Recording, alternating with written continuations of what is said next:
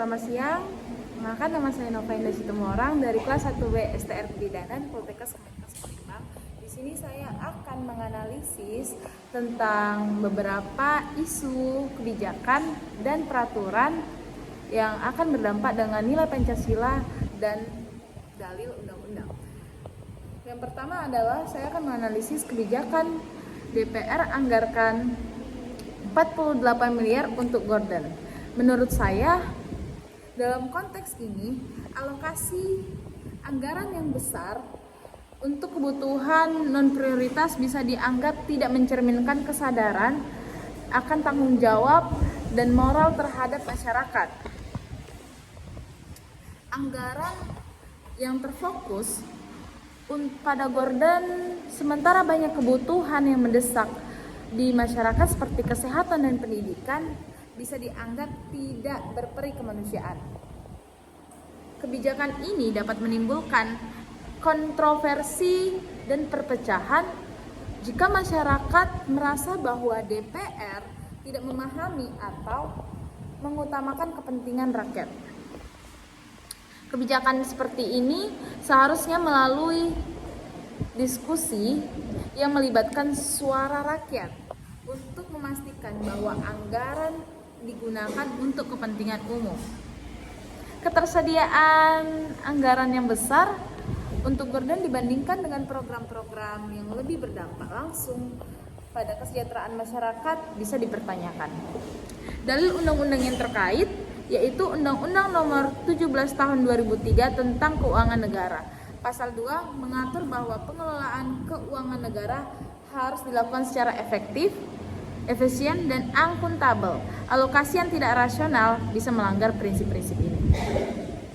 Dalil yang kedua adalah Undang-Undang Nomor 25 Tahun 2004 tentang Sistem Perencanaan Pembangunan Nasional. Pasal 1 menyatakan bahwa penggunaan harus berorientasi pada kebutuhan masyarakat dan mendukung kesejahteraan. Penggunaan anggaran harus diarahkan dan pada program yang lebih prioritas. Jadi, anggaran 48 miliar untuk gorden meskipun alasan terkait pemeliharaan dapat dipertanyakan dalam konteks nilai Pancasila dan ketentuan undang-undang. Penting bagi anggota DPR untuk mengevaluasi prioritas penggunaan anggaran agar sejalan dengan kepentingan masyarakat yang tidak terkesan mengabaikan kebutuhan yang lebih mendesak. Dialog dan transparansi dengan publik sangat penting untuk membangun kepercayaan dan legitimasi kebijakan.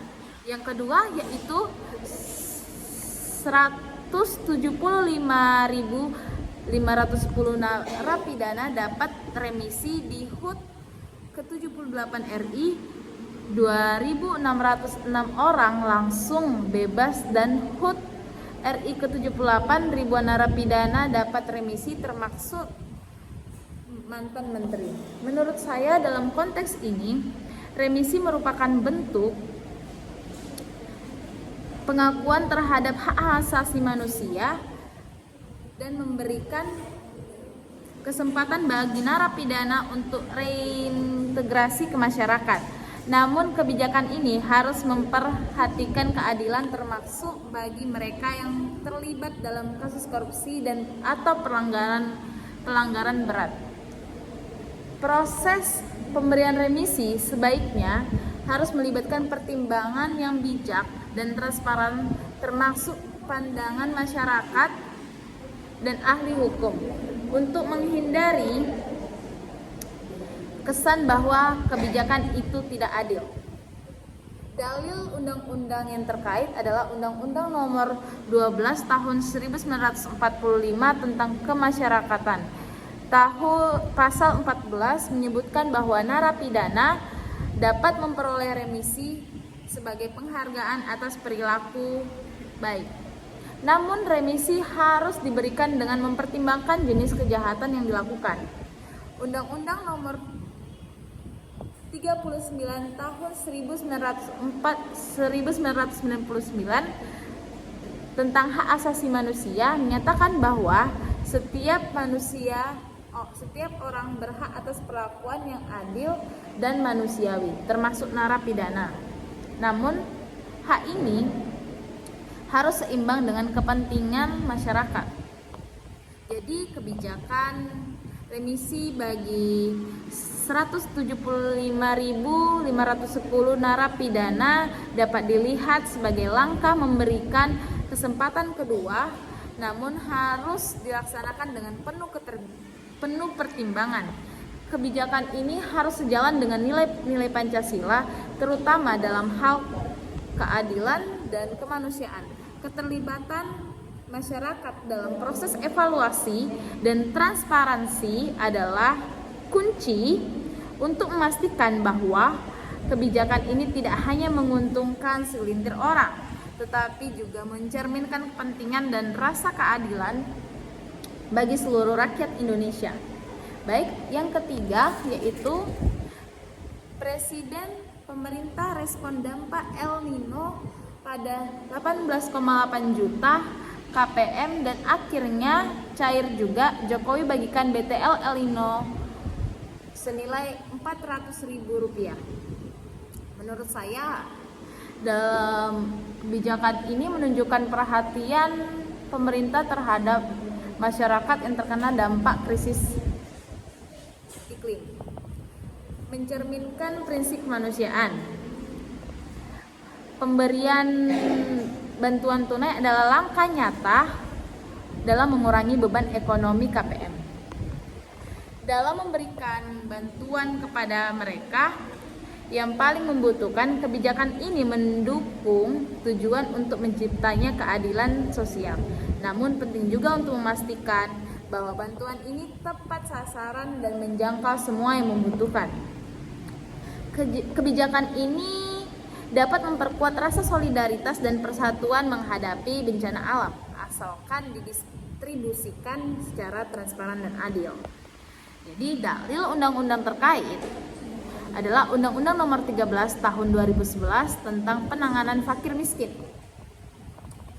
yang menyatakan bahwa pemerintah bertanggung jawab untuk memberikan perlindungan sosial bagi warga yang kurang mampu, termasuk bantuan tunai untuk mengurangi dampak kemiskinan. Dan juga dalam undang-undang yang terkait di Undang-Undang Nomor 17 Tahun 2013 tentang penyediaan dan pengelolaan bantuan sosial, mengatur mekanisme penyediaan bantuan sosial yang tepat sasaran dan efektif.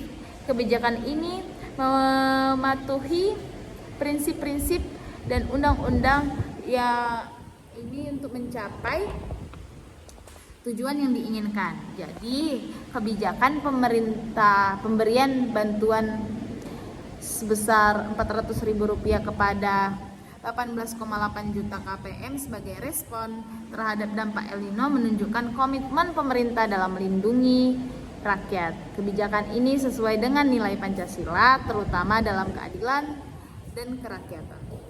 Kebijakan ini sesuai dengan nilai Pancasila, terutama dalam keadilan dan kemanusiaan. Penting untuk memastikan bahwa program ini dilaksanakan secara transparan dan akuntabel agar manfaatnya dapat dirasakan oleh semua yang membutuhkan, serta mendukung upaya penanggulangan dampak krisis iklim yang lebih luas. Yang keempat, Indonesia bakal impor beras 2 ton hingga akhir 2023. Menurut saya, kebijakan ini bisa dipandang sebagai upaya untuk memastikan ketersediaan pangan bagi masyarakat. Dalam situasi krisis pangan, impor dapat menjadi solusi sementara untuk memenuhi kebutuhan dasar rakyat. Namun, keputusan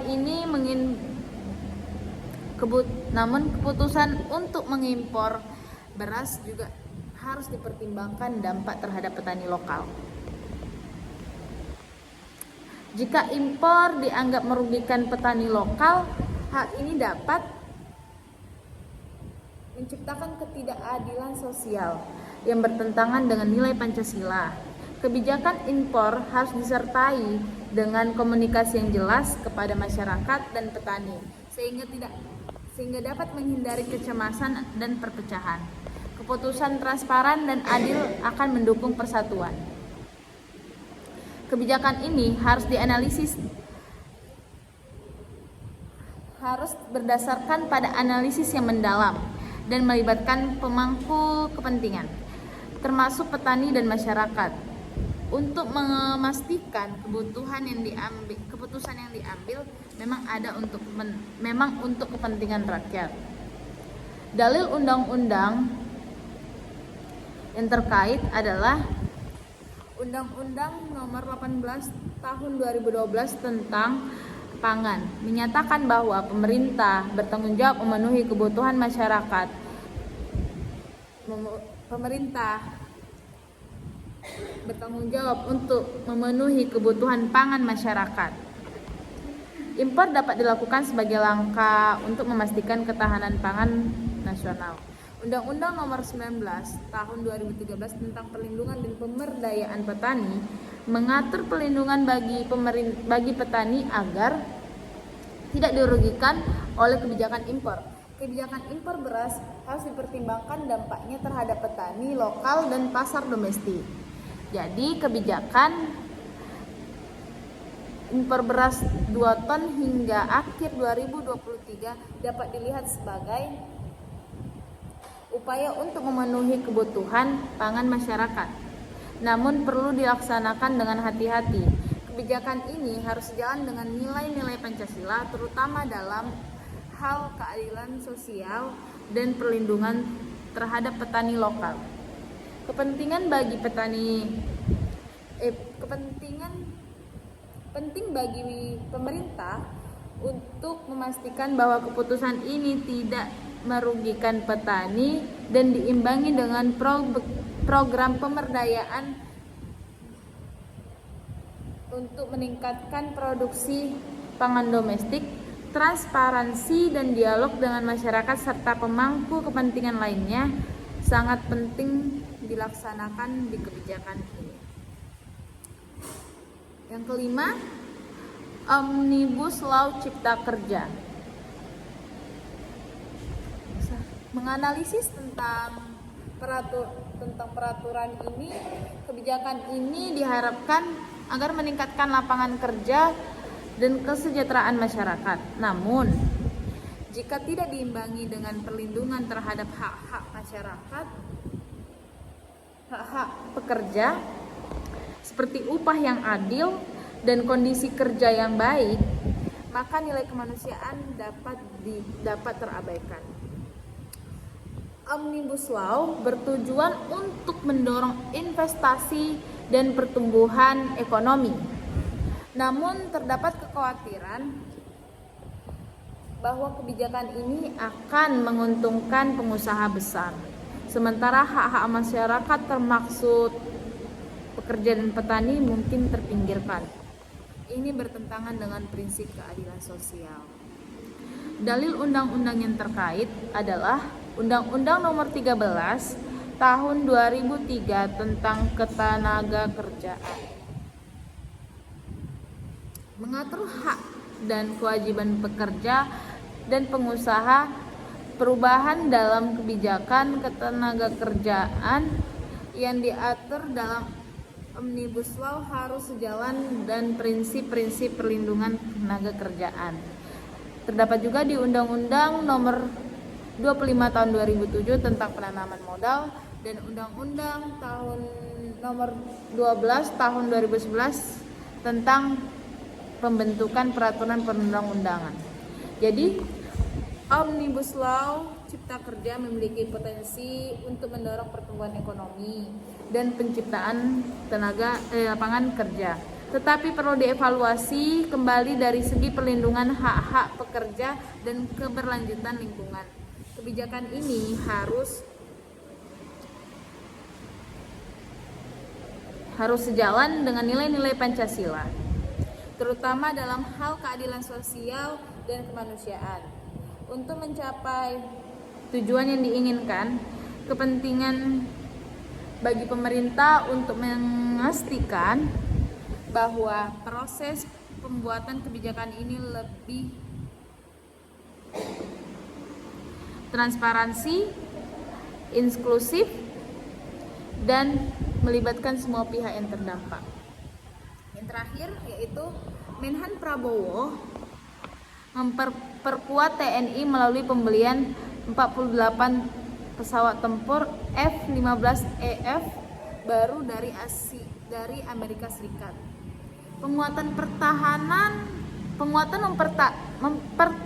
Pertahanan dapat dilihat dari upaya untuk melindungi kedaulatan negara dan menjaga keamanan rakyat. Namun penting untuk memastikan bahwa anggaran untuk